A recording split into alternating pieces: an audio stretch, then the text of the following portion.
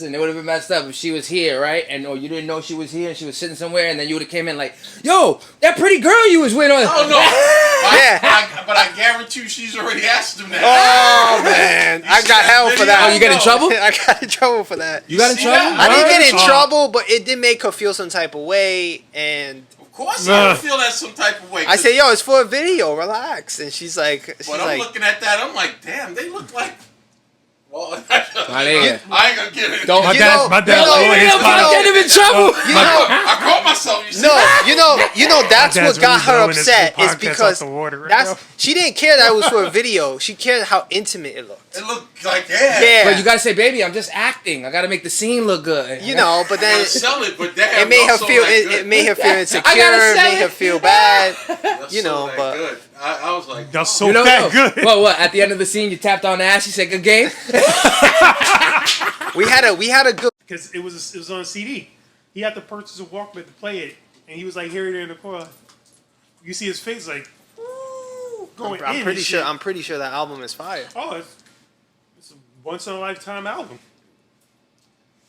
I hope I die. I hope I hear it before I die. Yeah. At least one time. All I need is one try. I don't need doubles. What, the Wu-Tang album? Yes. Yeah. Just one playthrough. They're sour over that shit. Yeah. Oh yeah. You heard them on Drink Champs? Yeah. You saw the Ghostface and Raekwon? Yeah. They sour over that shit. Yo, Drink Champs is lit, bro. I love Drink Champs. That's the best podcast. That podcast is so good, They keep man. it too real. The only thing I thought. Yo, did y'all see the Wale one?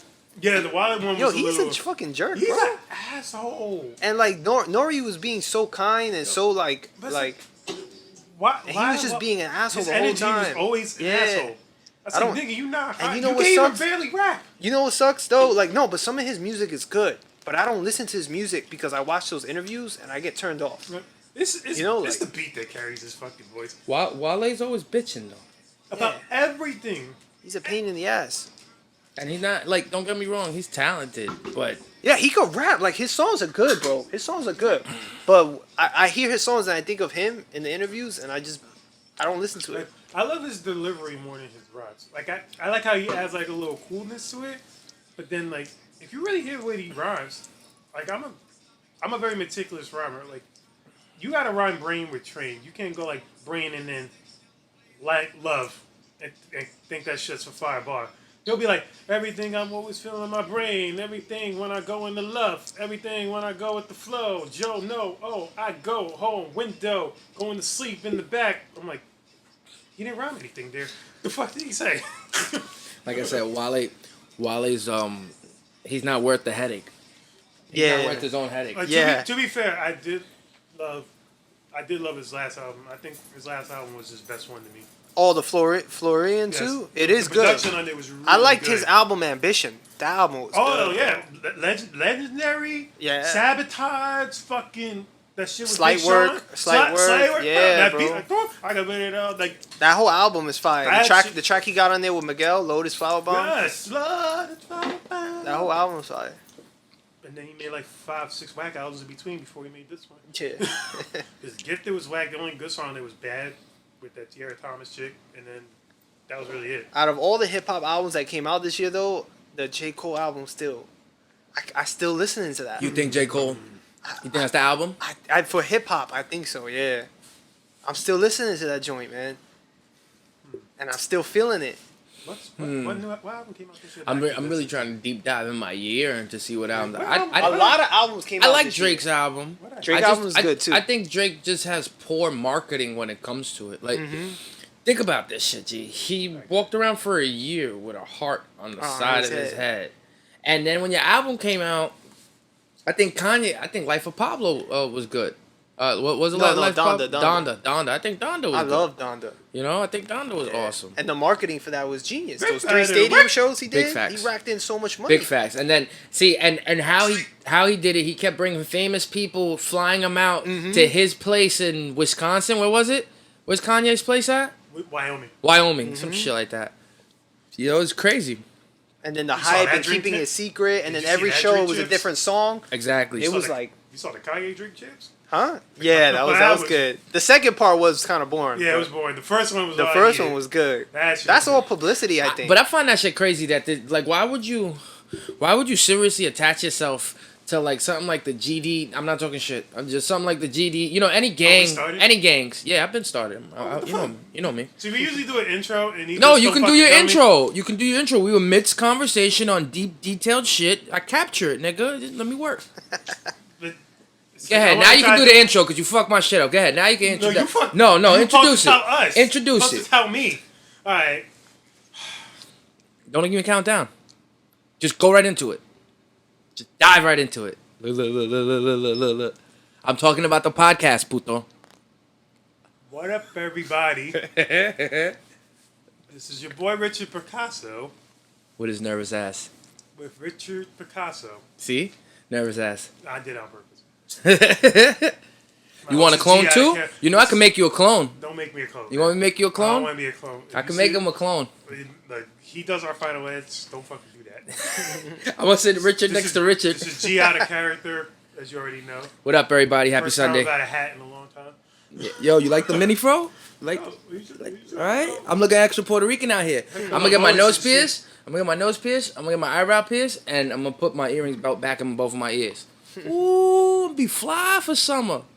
Oh, you should get like a fucking, what are those, like those sequin ass fucking dress turns to the I was top? thinking about getting a chest tattoo though. But then I looked in the mirror, I'm like, nigga, you got no chest. I got too much chest, man. Anyways, we have a special guest here today. Bam. What up, baby? A very good friend of mine. You know, known him for roughly, six and a half years now. Whew, we go way back. I met this man at the Delancey show. Nice. Gave one of the best performances when I saw him. The nigga, first I was looking around the room because they announced his name, and he just popped out of the room with a fucking mask on his face, with like a dress shirt and his shirt open, going on, and you hear like God, he's like, oh and shit, and it's like takes his mask off and he just fucking rips it. It was one of the best shows, and you won that set. You won that showcase. Fucking memorable performance, and since then it's only been leveling up. Amazingly, such a pure artist. So also life coach, right? Certified life coach. Ladies and gentlemen, Zeno. What up, baby? Hello. Hello, Mr. Zeno. How have you been? Good. I'm excellent. Welcome to the show. Thanks, man. Thanks for having me. Welcome to my basement. I love it. Oh, I'm glad you love it because I'm telling you, It's very comfy here. Oh, yeah. Like I would just, it's my first time here, but if you ask me to sleep over, I mean, sleep over. I mean that type of phrasing, but okay. I mean, you don't know what Richard does on that couch. Especially in that spot there. Nasty fucker. Look, I try to at least spray it out. So you're a life coach? Yeah. How'd you do that? How'd you get into that? I took a 1.5-year course.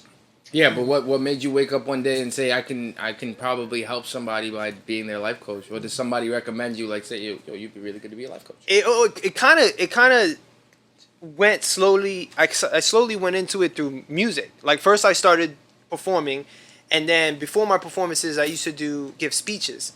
Then the speeches turned into started to turn from just woke to uplifting, and then from uplifting I started doing motivational speaking at rec centers and at schools and stuff like that. And then when I started to see that my voice and my words got people's attention and helped people, then that kind of segued into the life coaching, because I was like, man, I know I want to do something with my voice other than music that inspire people, and I'm like, what else can I do? And then one day I used to work at a supermarket, and this guy came in and he was just like super positive and super happy and just looked like he had everything figured out, you know? And I was like, yo, we was having a great conversation just about life and everything. And I was like, yo, what do you do for a living, if you don't mind me asking? And he was like, I'm a life coach. I'm like, the fuck is a life coach? Yeah, the way he said it made you want to be a life coach. Yeah. I was like, what's a life coach? You know? And then he was just like, you know, we help people with their lives. We help them stay on track. We help them stay focused, find ambition, motivation, help them stay persistent and consistent. And I was like, and then he came a couple of more times, and after getting more personal, he was like, yo, I think you'd be good as a life coach, man. You should look into it. And I didn't look into it that year. Like 2 years later, I looked into it, because it's always stayed in the back of my mind. And then I finally just looked it up, and I found this school, and it's one of the only schools in the United States that's actually accredited with the ICF, and the ICF is the International Coaching Federation. So it's the only official organization of life coaches of life coaching in America, because life coaching is an unregulated business. Yes. So basically, there's no real standards. It's not regulated by the government like therapy is. It probably will be in the next couple of years. But right now, anybody can call themselves a life coach and just start making money off of it. But you have a certification. But I'm actually certified. And you're actually in the you're in the gang. Yeah. You're in the gang. You're not an affiliate. You're in the gang. Yeah, and that's where there's a lot of blurred lines. There's a lot of people who become Instagram influencers and social media influencers, and they portray a lifestyle as if they have everything going right and they know how to live a great lifestyle.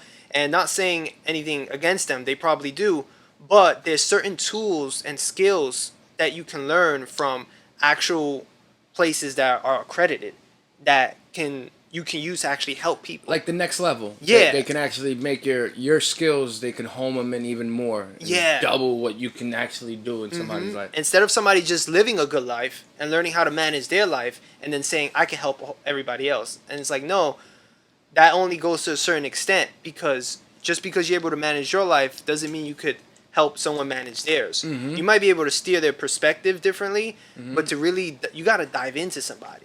And I think it's to be said too.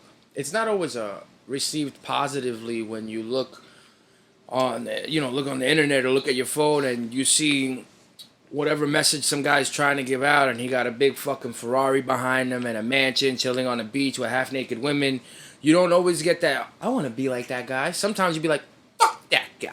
You know what I mean? Sometimes you sit there and it makes you bitter over it. Like, rather than having somebody see how the guy came into your supermarket and you talk to him a couple times, you establish a conversation, a relation, and then he comes to you with, hey, you ever thought about this? That's so organic compared to what the internet provides, because it's a double-edged sword. It can be used for positive things or it can be used for negative. But something about having this conversation is always better than having it here. Having it here, reading it in text message. Yo, I'm against that, man. I always call you and we talk for hours on the phone. I'm a talker, like in person, either on the phone or we talking in person. I hate texting, man. That shit's dead now, though. Yeah, it's like, that I shit's hate dead it. now. Especially when you're a true communicator at heart. Texting just doesn't do it for you. It doesn't satisfy For quick you. things like, yo, meet me here in 5 minutes, I understand, or I'm going to be late, like quick, responses. But to have a conversation and get to know somebody, I can't do that on text, man. You can't see the person's face. You can't see their facial expressions. So much is hidden. Their tone of voice, their eyes when you say a certain thing. And then you put your own spin on whatever they're telling you, right? And then you take it out of line. Yeah. You take fuck you mean by that? You know what I mean? And then meanwhile they really did mean it, but since you checked them, like, no, I didn't even mean it that way. It's all like miscommunication. And I think the worst part about text messages too is that they hold you to it. Oh, you said this shit last week. I screenshotted it. Yeah. What the fuck you doing screenshotting text messages to bring it up later? Remember, I saved my message. It's still here. I could show you.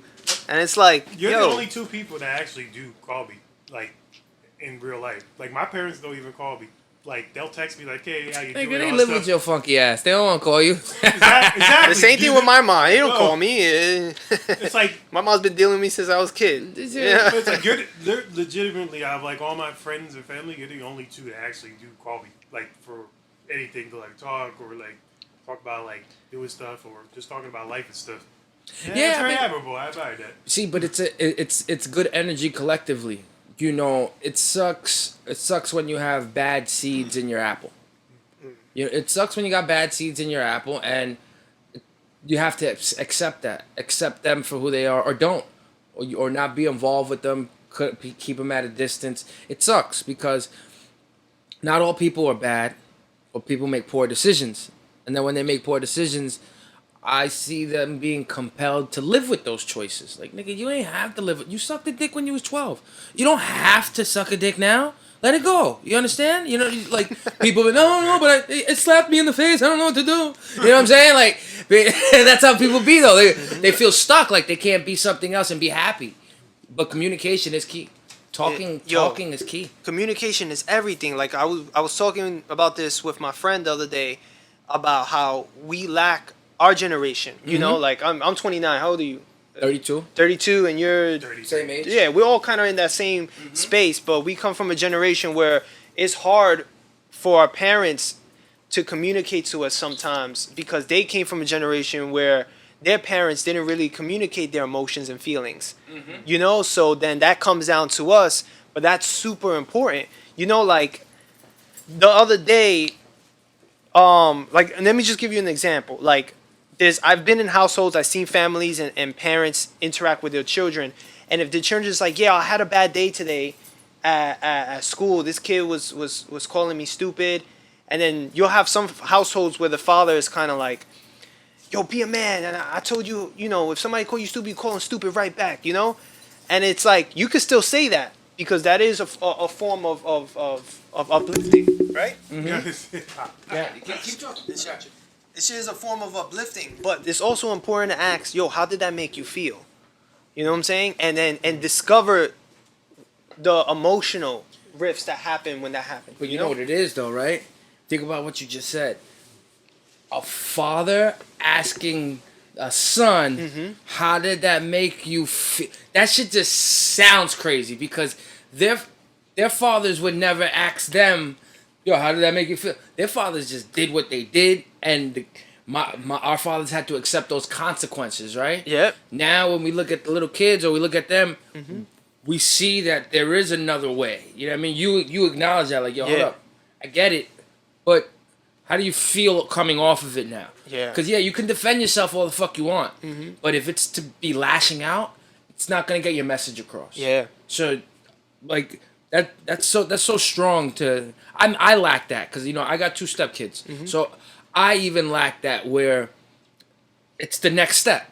Yes, I can correct them. Yes, I can show them the better way to do things and how to understand people. But asking them how... I never got asked how the fuck I felt. But that's why we do it. Like, we do it unintentionally because that's just how we was raised. And it's up to us now to kind of break that cycle going in. You know, and that's why kids tend to lean towards their moms more because they feel emotionally safe. But still, some moms don't even know how to emotionally communicate either. You know, so, but it's good to ask these questions. You know, like, there's a question when I was in my life coach course, my life coach, she asked me, she would ask me something, and I would be like, I don't know. And then she flipped my head when she said, how does it feel to not know? And I was like... What questions were these? Were they like the deep-rooted questions? Yeah, what kind of question would she ask? Like, Eminem's playing. She would ask me questions like if there's like a trade secret. No, I'm just trying to think of something so much we talked about. Deep? Yeah, it'll be something like with your parents or how I feel about my job, and I'll be like, hey, I don't know where I want to go, why I'm still here.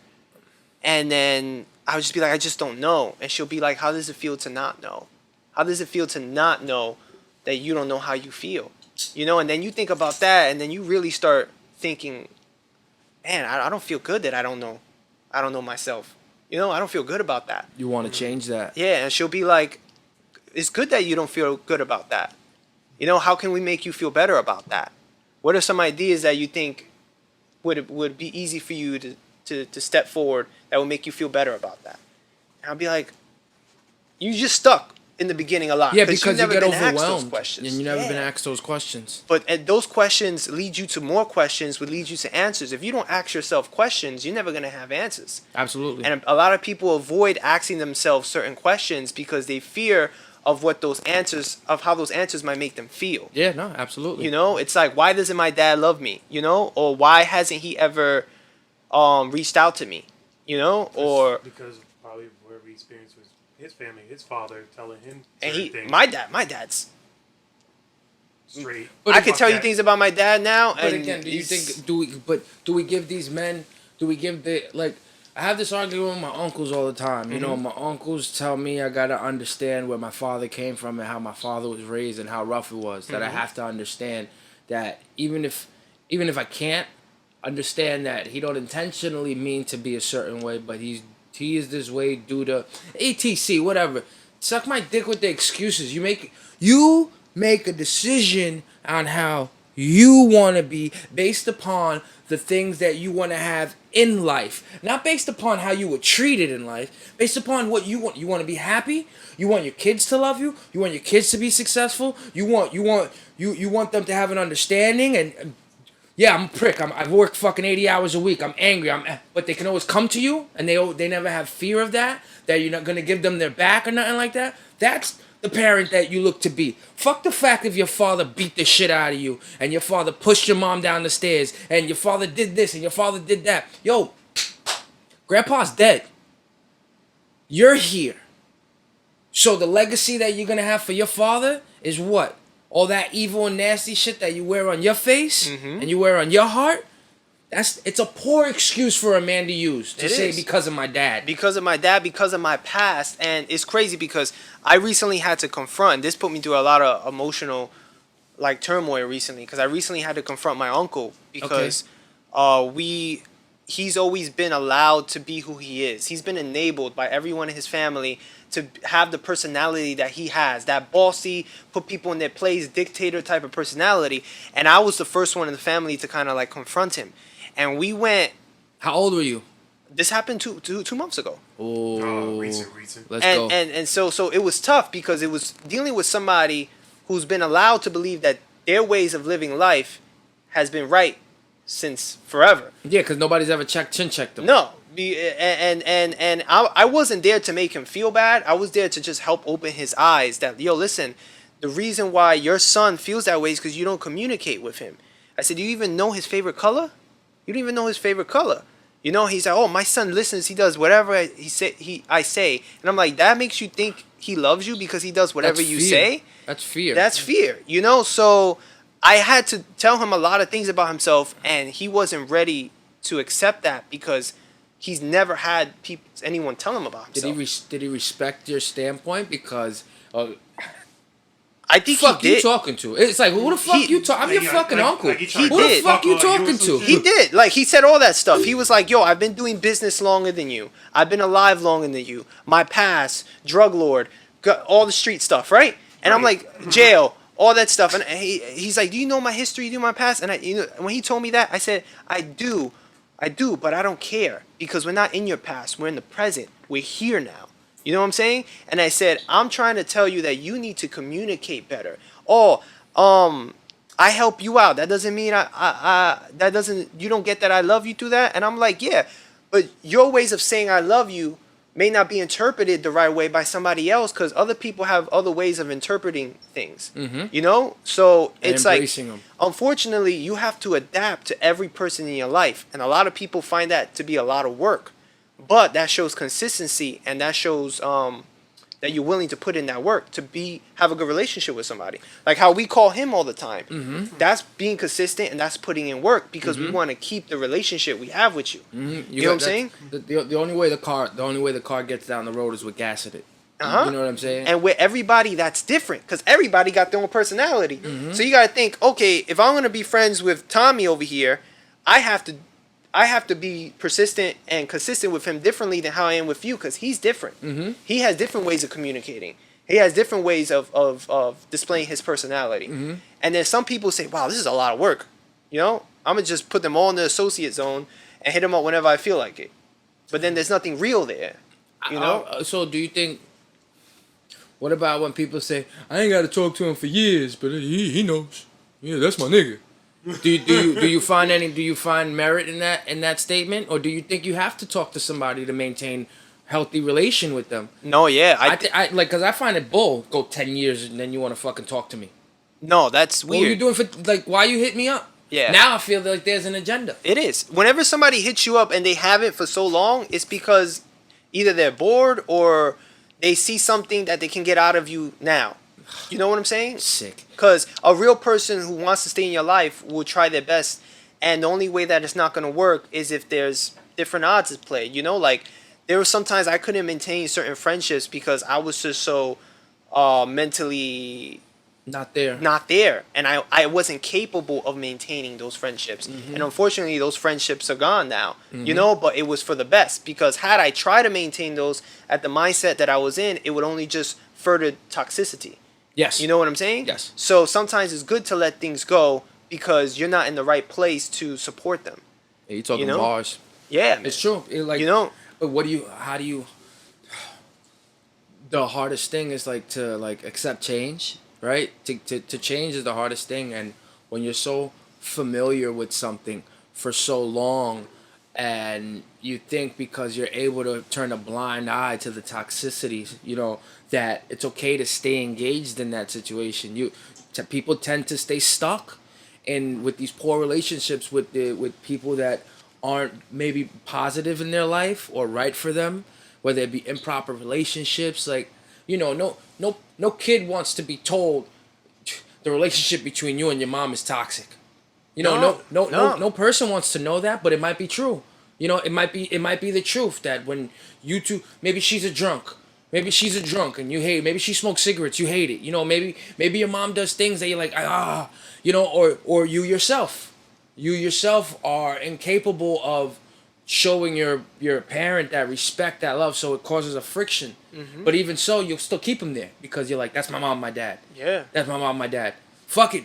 He hits me with a stick. I'm 32 years old, but that's my mom, my dad. You got at some point you got to say I'm not okay with this. You know why? Because this is what is done to me, and this is how it's affecting my life. Now I'm talking to you now as a man or as a woman, and I want to fix this. How can we fix this?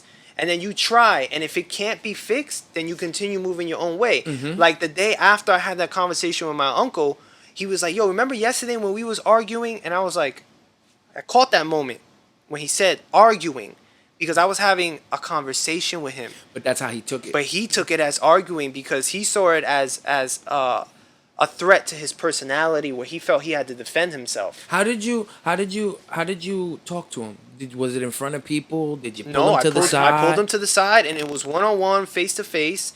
And I told him, I don't like your behavior. You're negative. How many years have you noticed him this way? I haven't, because my family recently opened a liquor store. So I'm managing the liquor store. Okay. And he's been there with me for the first 2 months, 7 days a week. Okay, all busting his ass at you. Yeah.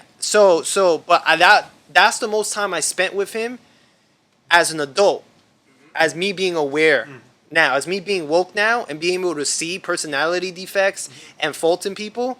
So me being stuck there with him for 2 months straight, every day of the week, I really got to see his personality, full on. And I was like, yo, you need some help, man.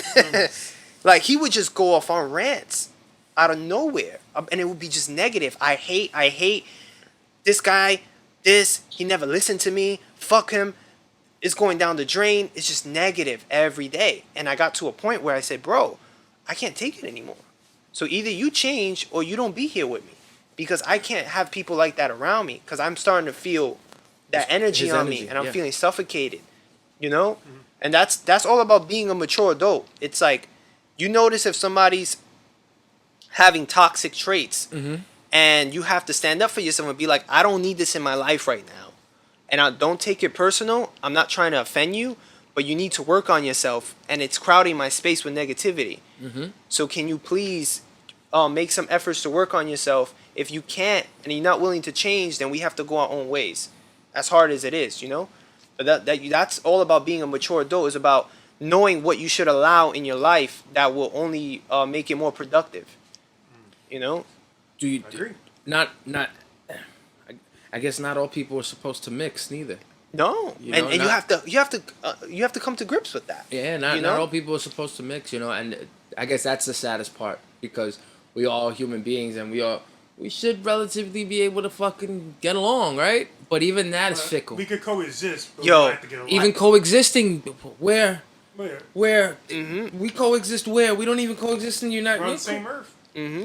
Nigga, but that's not you think. But if you ask most people if they want the other person there on the earth with them, nah, nigga, they don't. We coexist because we're forced to, but not because we want to. Most people rather just probably just be by themselves and get what they want. Yeah, You like either learn to adapt or you go fucking somewhere I have an else. ideology on life where I compare life to an algorithm, right? So, or a formula, right? Mm-hmm. When you do a math formula, right? Like 4 plus 2 in parentheses, Mm-hmm. right? And then you put the square root on the top. Mm-hmm. That's like adding a new choice you made in life. Okay. And now what's going to happen?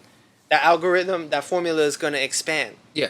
right? And then you add a minus, then a plus. And each of these things you're adding is a new choice you made in life. Mm-hmm. And every choice you make is going to lead you to endless possibilities of how you can grow and what can go wrong and what can go good. That would be a good chart to look at. Yeah. If you take all the exponents and you take all the symbols and you give them, like you put them in a legend and you give them keys. Yeah. For them to go ahead and even as when you serve it to somebody, that's perfect. You can serve it to somebody just like that. If you do X and you do Y, you know what I mean? You'll have this. This will be your end product. But wait, you can double it. When you put the 2 over here, what's the 2 gonna be? I don't know. Maybe you pick this up. Maybe you pick that up. Maybe you got into a car crash. Huh? Now it's minus 20. Now it's you know what I'm minus- saying? Mhm. And then the formula could keep stretching. Everybody got their own formula, and each formula is complicated in its own way. Mm-hmm. And that's one thing you have to take on as being a human being, is that everybody you meet got their own formula, and you don't know how big theirs is. I think about that shit all the time, Yeah, man. it's When crazy. I'm walking in the city and I see people's faces, and something about like where the fuck that motherfucker came from. Like, who's that motherfucker's I do the same dad? thing. I be staring at Yo. people like, Who's yo, that I want to know your motherfucker's story. dad? Like, yeah, who's your dad? Who's your mom? Like, Yeah. why didn't she swallow you? Like, yeah, Yeah. I be sitting there like wanting to. We had this discussion before. Sometimes I feel like the buildings aren't real. I feel like legitimately there's nobody living there. Like, how the fuck is there 8 million people in Manhattan? There's 8 million people in Manhattan. That when I look at those buildings, all the lights are always off. It's like nobody's ever home. Yeah. I can never put my finger on it. And then what's crazy too is those people that are not stuck, but like those people that make the system go. Those managers at McDonald's, right? That been there 30, 40 years, right? Mm-hmm. Those people that make the system go. You know, the guy at Verizon that's been there 30, 40 years. Quiet ones. The people that make the system go, that retire at 66, at 70 years old, right? Didn't say nothing. They just kept the system. I think about that too.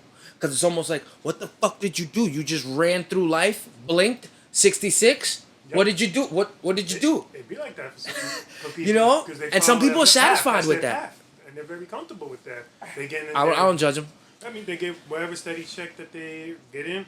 You know, they're providing for themselves or their families, and they just Like I was saying on Instagram the other day, what all we could do with people who don't want to adapt, people who don't want to grow, all you could do is plant a seed, leave it there, and then leave it up to them to decide if they want to water that, and they want to grow it. You know what I'm saying? But you can't sit here and force somebody to try to be a better version of themselves if they don't want to do it, or you can't force them to see your perspective if they don't want to do it. You plant the seed, you give them your opinion, you give them your thoughts, your feedback, and then you just leave it with them.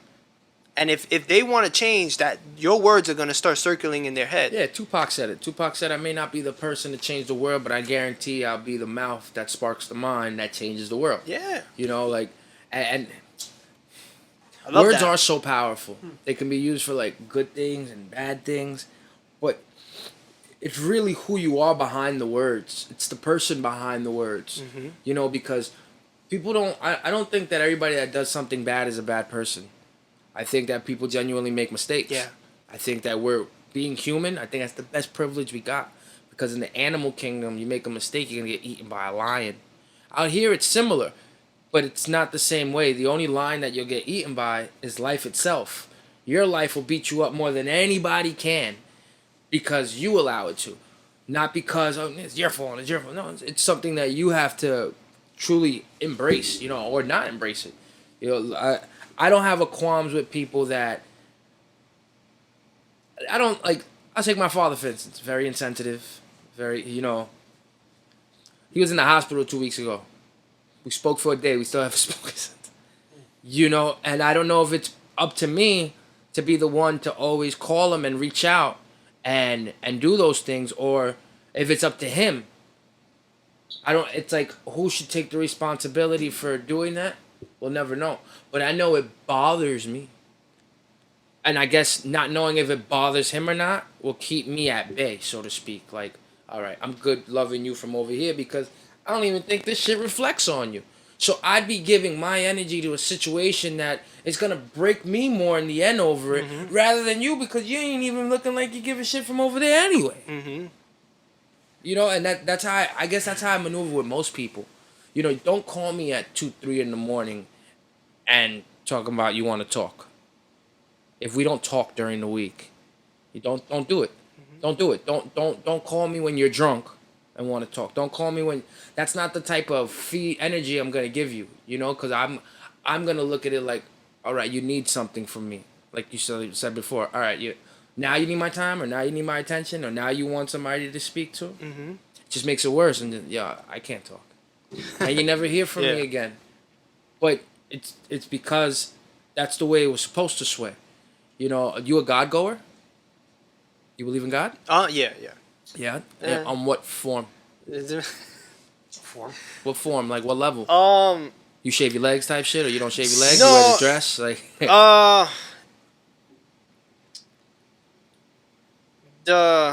There's. All right. Do you believe? Do you believe Jesus Christ died on December 25th? I have a close relationship with religion, but I chose to believe in a God. Okay. Yeah. I understand. No, I understand it completely. I would like to have a close relationship, but it's hard to have a close relationship with something you can't see, you can't feel, you can't. I hate. Not that I hate, but it sucks that I can't understand what people that are so deep dived in religion understand. You know, like God got you, but you know He don't give you more than you can handle. You know, I've seen so much death, especially in this month of December. It's so hard for me to sit there and be like, oh yeah, thanks God. Like I have, you know what I'm saying? But that's what it feels like. It's like I have an appreciation for God and Christianity because at a point I was lost in my life before I found therapy and before I found life coaching and everything. And when you say lost, what's lost? How lost were you? I was sleeping on the train station? No, not like that. I was deep in the trenches of just like mental illness and I haven't dealt with any of my fears yet. You know, I haven't dealt with any of my my issues. What were you scared of? What were you afraid of? I had a lot of past issues that I dealt with, and that kind of fucked up my head. You know, and were you bullied?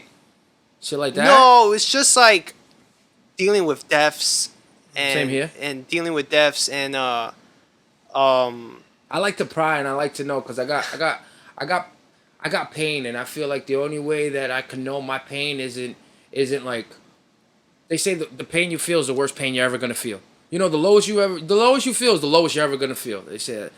So for me to always understand my pain, I always like to know what exactly ticked yours. You know, like what got to you that you were just like, oh shit. I'll tell you as long as it doesn't come out. What? The story. What do you mean you're being recorded? No, is this live? No, but it's being recorded. No, I mean like when you tell me guys off put it camera? out. Yeah, tell me off camera. Yeah, I'll tell you off camera. Tell me off camera. Like the religious stuff and because we post everything. The personal stories, I'll tell off camera. I'm like, yo, because I'm gonna share the shit out of this interview, and I don't want everybody knowing like. No, of course, but see, I learned when I started my podcast years ago, like 2 years ago. Mm-hmm. I kept getting more naked every time I got in front of this microphone, to the point where one of my covers is me on the toilet taking a shit. Oh yeah. Yeah, and it's like it's gonna this. Stop the shit. See, well, I know you a little held back from what I mean, your personals, but I think that the more you deep dive, it'll just help your character more to embrace it. Yeah. Feel me? Because one day we're gonna be famous, guys, and this world is gonna want to know who we are. No, yeah. You know, they're going to want to know who we are from no shade, no... I know I'm going to get so much backlash from the shit that I said before. Oh, absolutely. But I'm going to have to fucking take it. What am I going to do? Yeah. Stuff off camera is worse than what you're saying right now. Oh, me? Yeah. I'm a fucking, I try. He tries to tame himself. Listen, the worst thing that could happen to me is that if I ever do become a comedian, because then everything is fair game, though. Be a comedian. Everything is fair game. You're pretty fucking funny, man. Exactly. Yo, I've been telling him this shit for fucking ever. A year. He could probably. He could be a little. He got like a little Kevin Hart, Dave Chappelle type of style that I liked a lot. That I could see this shit blowing. They're two opposite men too. Exactly. You put me between you have two. a little sprinkle of each one. I got Dave Chappelle's teeth. Definitely Dave Chappelle vibes, yeah. Like because you have like that charisma when you talk. I can see. Who like, your favorite comedians of all time? Richard Pryor. I like Chris Tucker. Chris Tucker? Yeah. I'm Eddie Murphy. Eddie Murphy's funny as fuck. Eddie Murphy is fucking. Yeah, especially his early stuff. Oh my god, he only had to do 2 specials. Mm-hmm. Raw and what was the other one? Delirious. Raw and They're funny though. You know who was a good stand-up comedian? Oh well, who was a right stand-up comedian? Michael Keaton. Batman. You know the original Batman? Not the original. Oh, I didn't know that. Batman Michael Keaton was a fucking stand-up comedian. He was having no luck with the acting. It was trash. He had his own sitcom. It was trash though. Then all of a sudden, Tim Burton. Tim Burton just drops a fucking thing. You're Batman. And then Michael Keaton turns around and goes, I'm Batman. Yeah. So many great comedians. Like, George Carlin was always pretty cool too. George Carlin? Yes. Do you know what the Yippies was, right? The Yippies? Do you remember the Yippies on Bleecker Street in Manhattan? Had you ever performed there? No. There was this place called the Yippies in Manhattan on Bleecker Street. My first place performing, where I first met V and everybody. Where I first met everybody in this spot. My uncle was working for Newgrounds, a place that takes care of people. He was walking by and it said open mic, and I just started rapping. He sends me the picture. It was every Thursday. That's where I met Scribe the Verbalist. That's where I met mad people. And George Carlin owned that. George Carlin owned the Yippie. Yep. So when you walked in there, it was like a weed activist spot. All you saw was like pictures all over the wall of like 1970 shit. It's like a little bit of the New York Carlin took it to the next level with his comedy though. He would only come out like once a fucking month, right? And it would be on every topic that was going on in the news. And he had a weird way of putting it where, I don't believe he did that, right? And his eyes would be telling you guys believed he did that shit, right? Like, you know who is really funny too? Robin Williams, man. Oh, his rest in peace. The fucking GOAT. You know how smart he was? Guy. Yeah, man. He was so smart that when he died, he signed a contract on his nobody could use his material for 25 years after he's dead. Wow. Anything that he had his name on, created, anything like that? Well, that's why we don't see anything. Nigga, that's why nothing got recreated, nothing like that. It makes me sad, man, when I think about him dead. Like, he's one of the only celebrities that when I think about, because I loved his work, his movies, his stand-up and everything, his character, that when I think about it, I almost tear up, man. Him and the guy from Linkin Park, Chester. Out in the airplane? No, he killed himself. Pennington. Oh yeah, he did suicide. He committed suicide too, right? Yeah. He overdosed. Because Linkin Park's music, like, that shit helped me out a lot, man. I think that was our error. If I'm being honest with you, like even if you weren't those songs hit, man. Those songs hit. Even if you weren't a rock person or anything like that, it was a different level of sound and appreciation, and embracing, and to see they were young men. Just the stuff they were talking about, though. Like really, like if you was dealing with depression and home issues, like that music really resonated. I tried so hard. Man. And the early Eminem stuff, man. Oh, those stuff really hit you, you know? You kidding me? But you know what they say with Eminem, right? There's a lot of like angst on his name because they say he was a plant. There was no black man rapping about killing his mom and burying her. A black man wouldn't talk like that. There was no black man really talking about using drugs. Hip hop didn't talk about using drugs. We talk about selling them. Early 90s, we sold them. This niggas, we beat people up. We stomped them out. Everybody dies in hip hop with a gun. No. Eminem is dismembering you. Yeah. Running around with fucking butt cheeks. Putting it in fucking... Have Hillary Clinton, Bill Clinton, Monica Lewinsky, all this shit. Nobody was rapping like that. Nigga, the only reason he got away with it because he was white. I'm gonna stand on that. I'm gonna stand on that. Because there's no black person that did it. Let me rephrase that. Joyner Lucas is like probably the... Like, yes, I know he's creating his own lane, but my nigga, when I first heard Joyner, Eminem spawned. You know how many of these niggas that Eminem spawned? Hobson. That if he Hobson, Hobson's but my if favorite. but if M, All- if M one didn't of my do favorites. it, if M didn't get that permission and get to these niggas wouldn't have been doing it right They now. wouldn't be talking this shit. They wouldn't be talking this real shit. Like they wouldn't. It wouldn't have got there. I'm a clone. You want It's like Kanye too. Kanye, No, I'm a clone Kanye, of him. Kanye opened the doors for Drake and autotune and so much things. You know. We were talking about the Drink Champs with Kanye, right? Yeah. Isn't that crazy how I don't know if y'all peeped it, I peeped it. but he really got emotionally scarred when Nori asked him, so what happened? Why'd you lose your mind? And niggas like, Why'd you lose? he said, bro, you got one dude talking about he's driving around my neighborhood, lives down the block trying to kill me. Then on the other side, he's saying he fucked my wife, and whether it's believable, whether it's true or not. Pete Davidson? What? No, Drake. All over Drake's songs, he was saying that he fucked Kim, and then he was saying that he's gonna find Kanye. Crept up the block, made a right at the light, nothing sweet. Nigga, he's talking about body and Kanye. Like you're talking about. They're talking about killing me or fucking my wife. He was like, nigga, what you expect me to do? Not lose my fucking mind? Mm-hmm. Well, now Let somebody talk to you like that about your shit and see how you at. He had a Yeah. valid point, but nobody got that. Nobody got that when that was going on. Oh, Kanye's crazy. He's bugged out. Nah, nigga. He's just trying not to grab the fucking ratchet and blow Kurt Cobain out. Yo, I like, agree. Yeah, I think a lot of what Kanye says is underlooked because people just see him as irrational and loud and impulsive. But I think the genius. he says a lot of shit, man. But you gotta listen. But a lot of people, as soon as they turn on Kanye They turn off interviews, Kanye. they turn off Kanye mentally, you know, and they don't get to hear what he's saying. But he's that, especially the Drink Champs, man. He said a lot of shit, bro. Like, yo, you understand what it takes for a man? Like, I'll never forget, I shouldn't even say his name, but I'm going to say it anyway.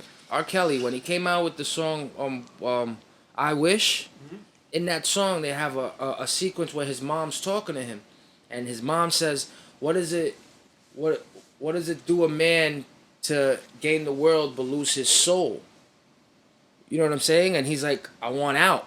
I want out. I can't handle this. And the whole scene, he's talking to the sky, his mom, which is dead. So if you think about how all that shit goes on, you know, you have to give it up for Kanye for keeping it together. His family, his success with his business, his music. The nigga lost his fucking mom at the height of his success. I mean, don't get me wrong, she shouldn't have been there getting no fucking Botox and all that shit either. But lost his fucking mom, height of his success. If I lost my mom with $1 million, you're not gonna see me tomorrow. I'll burn it. I'll burn myself in it. Because that's how distraught I would be. So for him to keep it together and be able to speak about that shit, he's a prime example of how people can grow out of pain.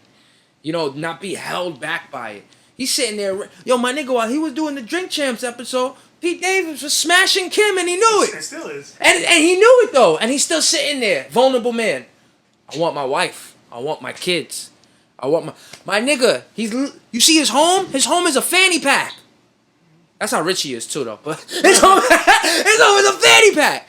That's a whole bunch of mental illness yelling at me. Yeah. You know, as together as he was there, I saw. No, he definitely needs help though. Of course. Because like even the fact that he said that he doesn't go to therapy. When Charlamagne asked him in the interview, he's like, I don't go to therapy. I don't need it. I got all my friends as therapy. And I was like, Your friends. Yeah, Bro. wrong friends. Larry Hoover Jr. bro. I was like, and then We love you know Kanye also said that he doesn't read books. He said he doesn't believe in reading books. Yo, he said I don't believe you in heard what reading. he said about his reading skill? It says he said it himself. He said, "Nah, I'm not I could read, but I ain't the best reader." But that's where he's lacking because he has a lot of important stuff to say, and I feel like sometimes it doesn't come out right because he doesn't have the knowledge and the words to use to really like express what he's trying to say. I don't get it, my nigga. How He these should people- read books. Imagine if Kanye read books. How can you He'll be be so like a great? Da Vinci. You'll be like, oh, I How express could it you be through so music. good? I Yeah. don't need to read words. I do it through beats and music. But see, But we Kanye's- know how great he could do with that. So imagine if he just expanded his knowledge and got mental help and like just took the time to develop himself. But you do know, you like- think do you believe in ceilings? Like, you know, what if his capacity or his broadband width is just to support that? just to support his level of crazy, to give us this dope music, this dope art, this contemporary stuff, right? What if his capacity is only for that? Like, Mayweather's not going to be a rocket science, bro. You know what I mean? Mayweather's always going to box. But that's, you know what the thing is? Oh, yeah. What up, Pop? Hi. What's that? My father. Oh. Hey, what's going on? What's going on? Who left this? Kenny left that for me on the stairway. Oh, Kenny was here? Yeah, she went to go do her nails. Bro, you had a coffee already. You need to stop it. She gave it to me for Cracked free. out. What's going on, man? What's going on? Yeah. What up, Pop? We here. We talking hip hop. We talking. What's all this for you? Oh, man, y'all having a good time. Yeah. How you feeling, Pop? Fantastic. How you How's doing? your Sunday doing? Beautiful. That's Get good. ready to do husband chores, which I'm not looking forward to. But Come on, you love the we ain't husband. taping this, right? Yes, we are. I am. Oh, You're live right now. Throw this in No, there but too. I don't got you though. It's just busted. recording. We're live right now. You don't have to worry because, we don't have to worry about that, right? She'll never listen to this. No, I'll just clip it up and send it to Let's You'd be Yo-Yos. surprised how we're getting, our reach is getting bigger. tells her, like, squeals. No, I'll clip it up when Pop walked in, and then I'll send it to him. Yeah, okay. So, Max, what's going on with the music, man? Man, I dropped We the didn't mixtape. get into it yet. Yeah, we didn't get into it yet. And that's about it right now. Yeah. Doing your thing. I Yeah. see you with that beautiful girl. Who's that? Damn. No, that was just a model. This podcast thing. That's just We're fine. six Yeah. right I now. don't know, man. I don't know. Fuck everything we handle say. this This is shit. the No, real. that's- This is the real. Everybody episode now. asks me, man. I got so many hit ups. Is that your girl? Is that your girl? I was like, That nigga sweet. That nigga say, look, yo, his face like this. He been trying to probably avoid that this whole fucking episode. Now we're nah, going- she's Yeah, my but I'm just friend. saying. I was like, oh, go ahead, go. No, Let's go. my girl's actually in the car outside. She's Why sitting you in the got car. outside? No, she's not outside. She's driving around the Bronx. And I Oh. invited her to come inside. And I said, come sit out. Come. Come hang out with us. And she's like, Don't be scared. Hell bro. here. she's very you- antisocial. Like Listen, Yeah. listen. It would have been messed up if she was here, right? And you didn't know she was here, and she was sitting somewhere, and then you would have came in like, "Yo, that pretty girl you was with on." Oh no! Yeah. But I guarantee you she's already asked him that. Oh, man. I got hell for that. Oh, you get in trouble? I got in trouble for that. You got in See trouble? that? I didn't get in Oh. trouble, but it did make her feel some type of way. And Of course, I would feel that some type of way. I said, yo, it's for a video. Relax. And she's like, When I'm looking at that, I'm like, damn, they look like. Well, I ain't gonna get it. Don't- My You dad, know- my dad you know- blowing you his know- pot. Get him in trouble. you know, I caught myself. You see no, that? you know, that's My dad's what got really her blowing his upset podcast is out because the water right that's now. she didn't care that it was for a video. She cared how intimate it looked. It looked like yeah. Yeah, But you gotta say, baby, I'm just acting. I gotta make the scene look good. you know, but I then gotta sell it, but damn, it made her also feel that it, good. it made her feel insecure, sell made her it. feel bad. That's you know, that but- good. I was like, That's oh. so fat good. Well, what? At the end of the scene, you tapped on the ass. You said, "Good game." We had a good vibe though. We had a good vibe. We had a That good was a vibe. good vibe. No, for real. Yeah, Because yeah. Somebody looking at it, I was like, damn, I ain't nice. Yeah. Go ahead, X. Yeah. Damn. Oh my that was all not real. Yeah. Okay. Oh, that was all not. Oh my Wait till God. you see the music Yo, video. Pops is a Yeah, killer. that's what I'm saying. We editing It the made me music wanna video. see Right This now. is why I don't. Yeah. Check it out. This Yeah. is a reason for a lot of things. Wait, so the video didn't come out yet? It was just a clip you put out? That's just clips I'm using It to looked like promote the just a song. picture. It's like the Yeah. picture. I was like, damn, yo, nice. Wait, Dad? Yeah, Is it still up there? Let me see. That's dope. Yeah. It was. So I'm looking forward to it. Yeah, man. We're working on it. We're working on it right now, actually. Yeah, I was trying to tell Rich, man, and hopefully with Gilly's help, we want to do like a showcase, Mm-hmm. 'Cause he's got some music coming out, but we were like listing all the artists. Of course, it was my idea, so my favorite artists, and you on the list out of all like the independent guys. Thanks, that man. Yeah. Through all the years, I was like, and I said, nah, we gotta have X and a couple of like Blas. And Yeah, I Keaton. should. You should. We You should could do that, something, man. we get a spot, and then it's not. It will be more intimate. It's not like it has to. You have to Oh yeah. go out and sell she tickets and all of that. It's just one where You look at it? throw it up. Yeah, right. Damn. Look at that, yo. Yo, Pops is crazy. So look at that. It looks real, man. Get him in trouble. Dad, Nah, I ain't Dad. in trouble. Huh? you're pushing too far. No, No, it's God. funny. It's funny. it's a very good photo. No, it is. My brother took that. Yeah. Look. Oh, damn. All I right, see those other ones. so I got a Yeah. question. Look at the other one. Why Look would at Look, the look, he coming face- closer to the screen to see. the face joint. This is why I come home very, very late. Get you in This is why I come home late, man. Yo, it's I don't like being it's a home good thing she's in the sometimes. car. So why wouldn't she be in the video then? She's not that type. That's not her vibe. She's not that type. I did ask her. That's I what did I said. ask her, and I would've she's not. Like, burn That's it up, man. she's not. She's someone who likes to be hiding. You know. She don't. That's not her. Yeah, Humble, she's shy. humble, quiet, shy. And not only that, she probably feels like, you know, what you have, like a lot of women feel like what, you know, they have with the person. That's mine. That's what I got with you. That's not, you know, I don't want the whole world to see that. I don't want and maybe you neither. Maybe no, you that's my vibe. Oh yeah. I never post my real relationships online. Oh, me Any neither. bit of it. Yeah, Me I neither. like my relationships respect. private. The only people who know are the people who are close to me. You know, but I keep all that Yeah, quiet. like you don't want your business out there. It's like it's good. Like very rarely, like that.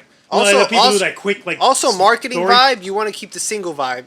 Hey, I want to do that all the time. Well- you know how many bad chicks? You know, that's how you sell more You music. say you want to keep the single vibe, but as long as they all know, as long as all the bitches you fucking with, they all know, like they all, I know she's fucking, I know he's fucking her, but he's fucking me too. You know what I mean? Like they all know it's fine. He'll get you in trouble. That's what I'm saying. You let that see. I'm just saying it was a nice photo. No, yeah. Which makes Yeah, you want look. to see the video. Which makes you want to hear. I'm the getting music. stuck at embarrassment. You know, for like him. that video, you see that come. But nah, none of that. I got this on that side. And this and that. You be in trouble, boy. Nah, the girl I got now, she's special, man. Like this is my longest relationship.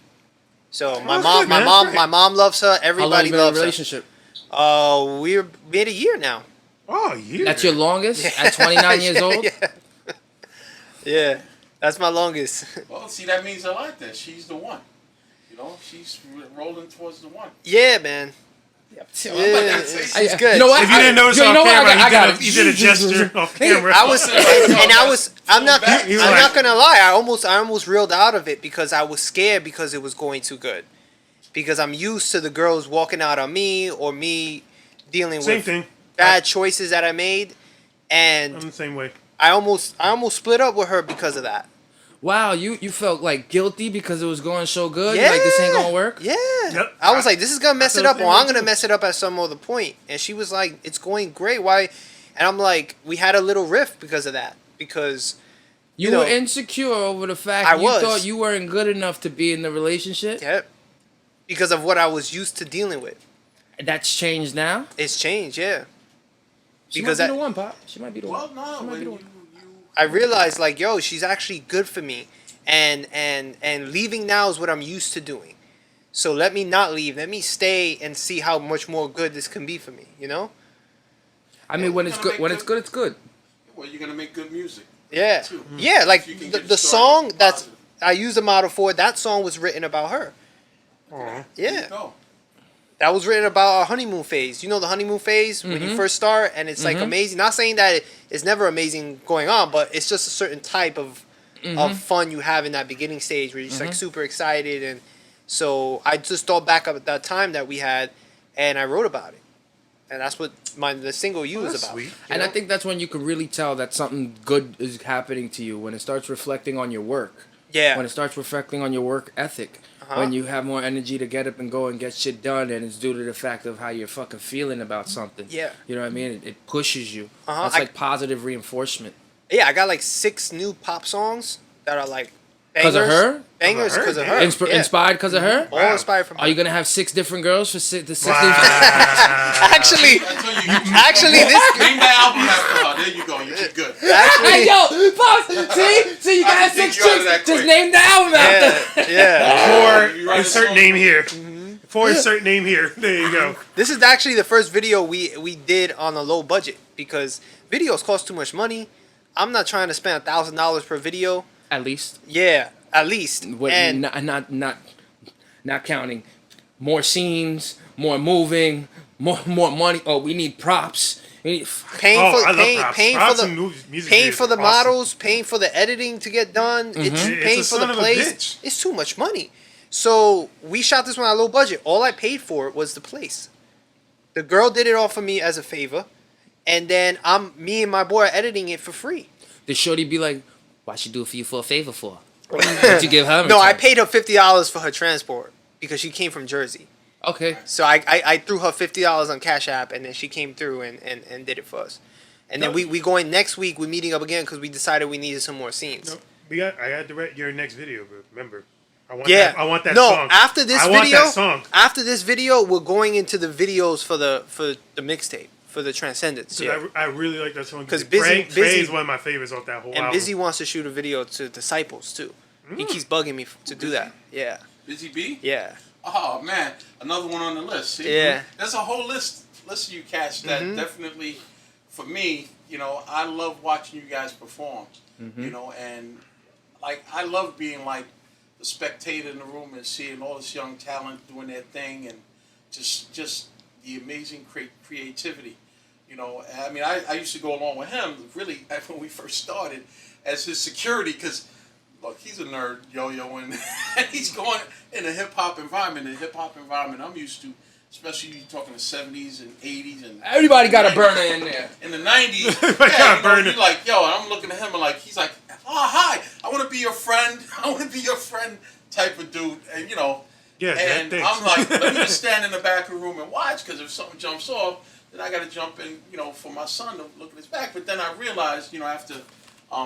going to a lot of these venues, everybody was really the same with different, levels. I mean, we did run into a couple of knuckleheads that thought they were gangster and all of that, but it wasn't like still that environment. Everybody just wanted to get their creativity out on stage. Yep. And that was the thing that I ultimately realized later on. And then as you go there a couple of times and you're looking at it, you start seeing certain artists like yourself and Busy and Blas and a few of them like, damn, these kids, man, they really got like talent, man. It's crazy. And then you start watching them and following them and saying, wow, I really, really enjoyed it. So you with your work now, then it becomes a couple of albums, performances where they're performing at and things like that. And like I was telling him, I said, damn, man, we should just put something together and get all of these guys in at one time, where they all just go up and do, a couple of songs, and just like a real concert vibe. And tape it. A concert. Yeah, man. A concert. Yeah. And I always tell, because you've done something along those lines. I've done shows, and I've always tell him, how great of a dad he got because you come to those shows and you show up and you support, and I've always been envious of that because I'm like my family has like never supported my music, like they'll be like, oh, they'll listen to a song or be like, that's great or good job, but like to show up and be there the whole night like how you do. And like be there and be present and then meet people. It's like, damn, man. My dad just 2 months ago spent over $1,000 to take his prostitute wife to Dominican Republic. Wait, is she a prostitute or is she a wife? No, she's a prostitute. Okay. You know what I'm saying? Like he could pay $1,000 to take her. He met her at one of those Chinese whorehouses or whatever you call them. Geisha. It's called a geisha house. Yeah, and then he got stuck with her. We trying to tell her he's just taking your money. He don't listen. He spent $1,000 taking her to Wait, she's DR. Dominican? No, she's Cambodian. What's Cambodian from Cambodia? Yeah. It's Some more Asian. It's in the Asian atmosphere. So Is that where what's this guy's name? Jim Jones went? Nah, that's Guyana. But that that culture, I guess certain things happen. The delicacies. We all have our, and I can't. I'm like defend that to a certain. Everybody has their own sins. Yeah. We all have our faults, man. I don't care who you are, and who knows what he's going through, and he needs to realize how it makes you feel or whatever it is. It's tough. He's completely oblivious.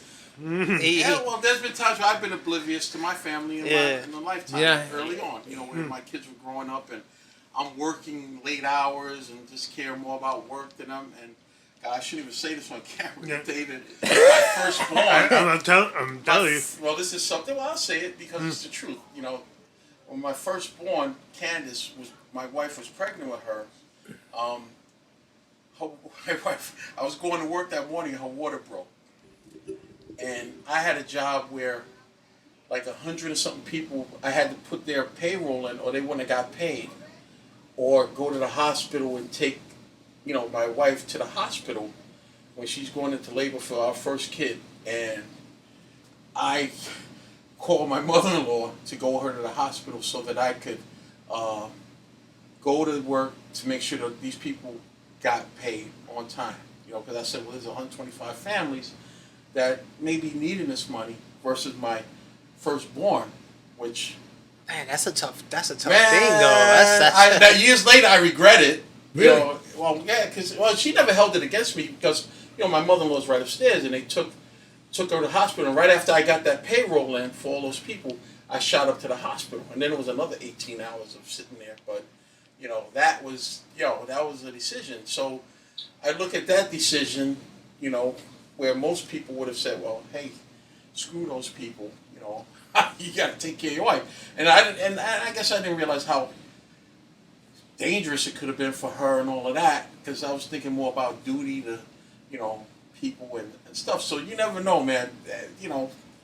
I mean, I can't speak for your father and him doing this. Who knows? He's going through something. Who the hell knows? But sometimes we make choices in life that he may realize it later on. Damn, I shouldn't have did that and whatever. Yeah, because I can't even get $5 out of him. And then if it hurts me that finding out he's paying a total stranger $1,000 trips. We're your sons. I'm half Dominican. I've never been to DR. You know what I'm saying? And you're gonna take a stranger first because she pleases you sexually and gives you your needs, and then you won't take any of us. But it's like a drug too, man. Yeah, because he's an addict. Yeah. He's a sex addict. Yeah. I'm just telling you, like he honks at girls in the street, sticks his tongue out on them. But that's sure. Yeah, that type of behavior is an addiction. You like that causes people to make bad choices. Yeah. Especially sexual and especially that. That could take your whole life and ruin your whole life, man. It's crazy. But anyway, let's get back to the music. Let's not go down this We're talking road. About sex. Sex. If you want to say or talk to him, you want to say or talk to him? I came here and messed up this session here. I didn't mean to do that. Nah, it's cool, man. It's cool. I found out some revelations today too, so that's great. Yeah, well, not just bringing that down, but and it's good to see you. But yeah, man. Definitely in the future, and hopefully, we can plan it. Something next year. 2022. It's going down. With 2022's the level. Independent hip hop in the room. Just a couple of folks that I'm gonna do mine too. We could set up like a, I don't know, some sort of visual. Yeah, we with all the angles. Look, we got drones. We got drones. We got freaking everything. We got stabilizers. We got tripods, microphones. We flip it up, man, and plan in advance. But then get artists like you and busy in them. And 2022 is gonna be a beautiful year with music. Have like a bromance. Yo-yos and parties. Quote, that's another kid, man. I love freaking Quote. Oh yeah, kid there, man. He's talented. There's a plethora of amazing artists out there. Right. But anyway, we can do that, and I don't mean to come disturb, but let me know when you're finished. I told you, Pops, you should be down here we got work every Sunday. Giving 10 minutes. Man. Yeah, you should be down here every Sunday giving 10 minutes. Leave the what's the name and I'll come bring down. All right, before you head out, what do you want to say to the people at home? I think I said You just said it all. Right? He said enough, man. You did it right. Your Pops just killed it. Like a goodbye thing, like always drink water. Like those type of things. There you go. That's it. Don't play with matches, folks. All right. Good to see you. All right, man. Same here. Yeah. Later, Pop. See you later. He's the fucking man. I remember we just touched. But look how he do. He comes in, drops the coffee, and then just walks out. We just touched like 7 different subjects in like 10 minutes. I think you see my father's way more like he's a very personal guy. Like he'll want to know every single. Look, my dad just called me and left me a voicemail. See, you know why though, right? Because you're talking about it. I know. Divine intervention. You're talking about it. Divine intervention. But yo, you see that Bana? You see that fucking pain? See that pain, nigga? I feel that. See, man. See, don't kill me, Pop. But see how I took it when I was younger. My father's concern was his hoes and his cars. You know what I'm saying? Like, he used to leave me at the door with my bags packed on Fridays, supposed to pick me up. Be 1, 2 in the morning. Then he want to show up.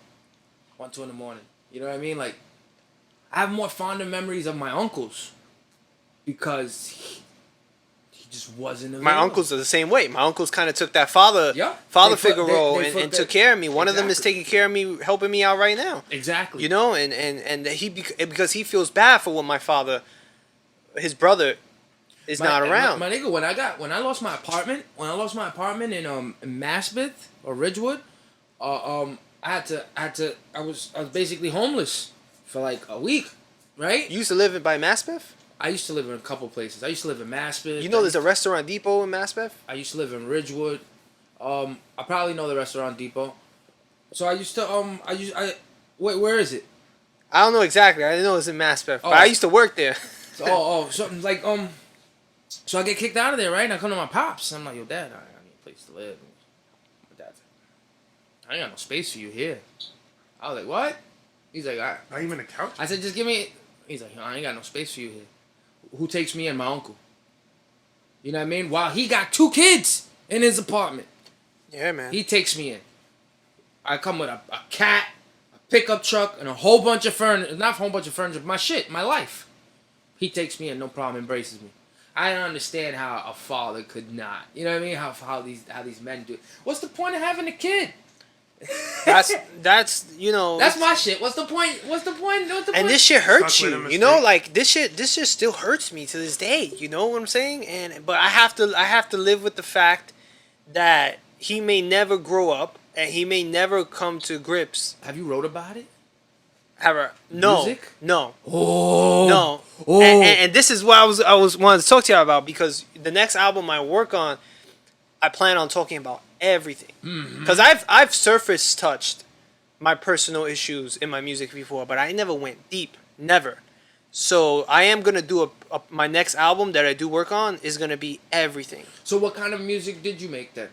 Like what kind of It's good. Like it's self-reflective. It makes you think. It's kind of like life coach rapping. But it wasn't on your personal life. No, I have one song on my Who I Am album called These Days, and I get pretty personal there. But that's as far as deep as I've ever gotten.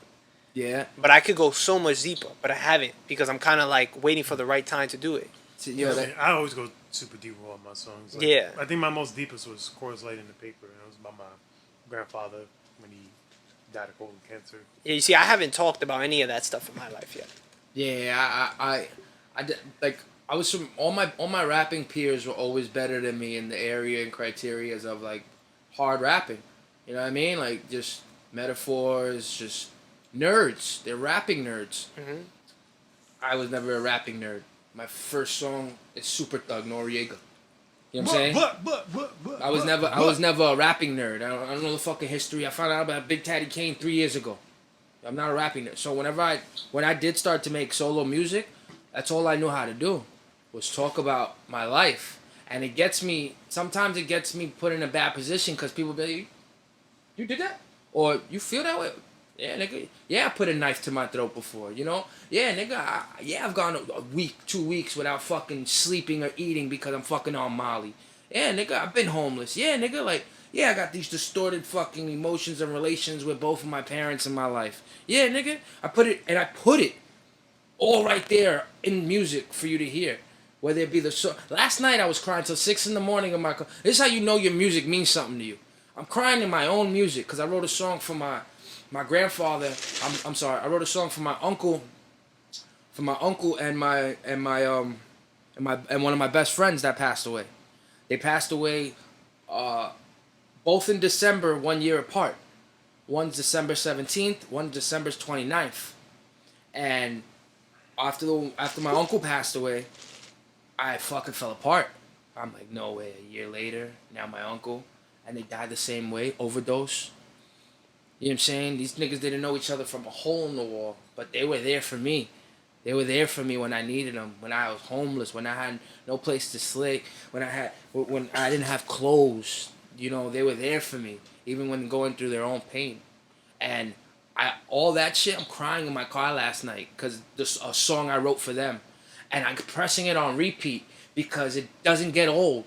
The pain doesn't stop. It doesn't go away. I don't feel better. I just feel worse. So fuck it. Let's go another round with pain. That's how I am. I go another round. That's why my music reflects that. And that's why it's so hard for me to perform my music. I don't want to be crying up there. But I know the minute I do, I got you. I know the minute I shed this tear, I got you. Because that's what it's called for. Mm-hmm. If I don't represent this music the best way it's supposed to be represented, don't represent it at all. Feel me? If you don't want to be a dad, don't have a kid. Same shit. Don't birth a song or make a song that you're not able to see through. Mm-hmm. And just like, when you start writing all this personal shit, just know this is going to be a whole nother side of you that's going to... It's going to change you. It is. It's going to change you to express these things and let them out and let the world know what you feel like. And now that it's out and it's out for the world to hear, now it's in the air for the energy to be judged and castrated and for the energy to be talked down about, and now for people to know you personally and feel like they got something on. Oh, wait, you did that? You know what I mean? Like, yeah. Be ready. Be prepared. And I'm sure you are, because the life coach shit, the shit that you're acknowledging now. Yo, I've done that before and I felt bad. Like, my uncle tried to hit me in the jaw. Like, nigga, look at you. Like, what the fuck? You over here taking care of another nigga's kids. Yo, came at me left field like 6 months ago. Left field because he was having a bad day. You really feel like that? All right. I'm not going to go ahead and argue and bicker, but I put your name in the song. Because that's where I talk to you. If you feel like that about me, then you feel like that about me. Of course, call me later and apologize. But you only got to strike me once to tell me how you feel about me. Whether you be drunk, whether you be high, whether you be... You could tell when somebody's spitting some truth on their tongue, right? Mm-hmm. So all you got to do is tell me once, and I'm probably never going to believe you a second time when the story changes. That's it. You said it, you believe it. I believe it too now. I agree with you. Yeah. You know? I agree. Wow. So I'm reading this book, right? I'm reading this book called Snoop, and the author is a worldwide, well-known psychologist, and he's been studying people for years. He teaches at so many schools, and he has this apprenticeship program where he teaches people to become snoopers. And that's his word for people who are excellent at snooping into other people's lives and figuring out what type of people they are based on how they keep their room. He even does, he's even called in by the FBI sometimes to look at crime scenes. Profiling, yeah. Correct? So he says something in there that's really goes off what you just said, and now I just completely forgot where I was going with this conversation. Fuck! I hate when that happens. All the time. Man, it was just off of what you said. What you said? What? How... Oh, man. I forgot. What's the timestamp? What are we on? I thought we've done like two hours right now. Nah, hour and 20 minutes. Oh, 20? Damn, see how time flies, man? I love this shit. Man, what? Shit. You was definitely going to fuck with this. It was pertaining into snooping into some people's lives. No, but what you said beforehand, before I got into stupid conversation. To profile, what, music? How much is you going were to take out of you? talking about your uncle, and then... how much is going to take out of you to make these songs? Okay, back to what I'm saying. Wait, shit, it's like right there. Fuck. It's at the tip of your tongue. People, Oh, what you said about people, how they slip up, and they let you know how they really feel. How they really feel about you. Okay, so what he says in the book, he says that that people portray a certain character of who they are, but who they truly are is always in whatever they portray. So he was like, there's people out there who know they have company coming over, but they're usually disorganized people. But because they have company coming over that day, they'll make their room look beautiful. Spotless. Just so they impress people or have people leave with the idea that they're clean. Mm-hmm. But he was like, if you go into that guy's room and you open the drawer, you're going to see all the stuff stuffed in there. Because he cleaned it fast, and he's not a real organizer, because a real organized person will have that stuff folded in there because they get into the routine of doing it every day. Mm-hmm. And he's saying that when people try to hide their true selves always show themselves in the smallest light. Mm. So that's why I like when you said that, is that when somebody gets drunk or when somebody has a real reason of how they feel about you, it'll come out at some point. All you gotta do is wait. Yep. Because they'll be caught slipping, because that's not who they actually are. Yep. They're portraying that just to be friends with you, yep, or just to get something from you. But satisfy their own agenda. If you look, and that's what he teaches people, to really look. If you really look, you'll see the peephole, mm-hmm, of who they really are. Mm-hmm. You just gotta pay attention, mm-hmm, because there's always an opening there. There's always a peephole when someone's lying. Yeah, not everybody has anonymity at full protection. Mm-hmm. You know what I mean? The universe will let you know that. Yeah, Rich, you can walk us out, baby. Oh, we can walk out? Come on, it's an hour and 20 minutes. All right, I'll get you off 20 minutes. that. So what? thank you. What? Say that again in English. I don't even know. I don't even know what the fuck I said. I just said, hey, I was 20 inches. You got new music coming? Yes. Yeah. Yeah, give your shout. Shout your socials. Yeah, my new single, You. It's a pop song because I kind of juggle between lyrical rap music and pop music. But it's going back to the pop realm. It's a love song, and it's inspired by my girl, and it's a really dope song. Awesome. And I know it's just a fun feeling song. So you listen to it, it's gonna be dope. I wrote the whole entire song, and it comes out December 17th. Nice. So awesome. it's coming out in 2 weeks, and we're shooting we shot a music video to it. We're working on it. Hopefully we can release a music video like right after New Year's. That's the plan. Mm-hmm. And yeah, that's it. I'm just gonna be dropping singles like every month. So you said the 17th that Yeah. you're dropping? So we Mhm. dropped this for a little bit before that. We dropped this, so this way everybody it's the 5th, you can get so we got a traction. good No, amount of yeah, time. Well, yeah. remember, I got a pod at home. So yeah. you're going to drop one this week, and then most likely you'll be dropping him. Yes. So this way it'll come out right before his video comes out, and it'll have the traction so people could get awareness as to why you wrote it, who you wrote it for, and when they see that girl in the video, they'll know that your girl was okay with it. Yeah. She's all right with it. She's all right with Some it. good promo right there. Yeah, man. Thank you guys for Drop having your me at. here. Yeah. Where to find you? Oh, you can find me everywhere _Xeno Music. So that's XENO Music. Underscore first. I feel people with underscores are like the biggest thoughts when I see that. When they have like periods and fucking mad underscores. I just put the underscore because Xeno Music was taken by somebody course, else. yeah, so the I fuck put the is underscore Xeno in out there? front. There's a bunch of them. Nigga, you'd be surprised. I thought there was no other Gilberto Serranos and shit. And, And you go there's to like Facebook, 10 There's a more. whole bunch of Gilberto Serranos. I just Google searched my name. There's only 2 Richard Picketts in all of like United States. Yeah, but bro, you probably stole your last name from somebody, like you know. Some slave You guys owner was probably probably stole named it. Pickett. Pickett. Like 4 generations ago, somewhere. 'Cause My- my name's British. My last name is from British. That's why they can't find none of you, nigga. Go over there. I bet you. Now I think Lisa about it, Meadows that Governor. last name does sound British. Pickett. Pick it. Pickett. Pick it. It used to be spelled Pigot, spelled P-I. See, you don't even know Pick what it. they changed it. They just said fuck it. Is that where you got the pig thing from? Your name? No, I got that from like Picasso. Like, Do you have to give a kid a last name if you have a kid? Can you No. just call it one thing? Look like Seal. Yeah, you could do like Grimes. You know Grimes and Elon Musk? Yeah. Their child is called XR squared Yeah, root yeah, 2. yeah, And then yeah. the fucking. Yo, you ever formula. had sex with that pig? I mean, thank you all for watching. I would. Yo, there's a little bit of jizz on her mouth. All right. I'll put a little hole right here. Yo, look what he doing to the pig. Look what he doing to the pig. I'm a life coach, right? Look at Rich. Have a good night. He's walking out. I'm not even walking out. I usually walk out, nigga. You taking my fucking shine and shit, man. Yo, that's crazy. Yo.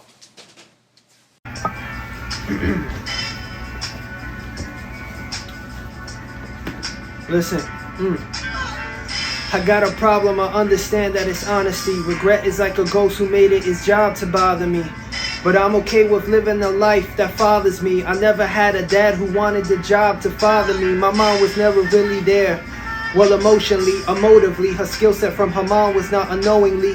Bad communication is an art form that the knowingly rejects the inner feelings of the ones who need the poetry. It's hereditary, it's earned like racism. This is commonly the prophecy of most one's faith isn't. I need to understand. I take the moment to reflect and redirect my plan, cause I'm my biggest fan. I had a lot of losses, a lot of change, but I know I'm not the only one that juggles all the pain, from anxiety to stress, overwhelming but the same. Other people with their problems got this shit all in my frame. It's time to change my view. I'm sorry, Tay, I didn't make it, but enjoy the view. I know it's overdue. I'm starting flows and finishing rows that overflow. Fluid in progressing, procrastination that doesn't show my skills. Vision vary on times I feel awake in the vibe. Now I'm stopping the lazy bugger that lives inside. I put my skills to the test and sacrifice all I was. Lyrically I'm lavish and dripping in diamonds just because I see no sense in projecting the thoughts that others do. Glamorizing fame and munching on the forbidden fruit has got you captivated. Chain heavy slave to the public's view. You're now decapitated, saturated, demonstrated. And I just wonder why I'm always in this battle mode where everyone's against me. It ain't healthy, but it's all I know. And all I do is rant and sometimes go insane. The pressure of my life can weigh me down until I reach my grave.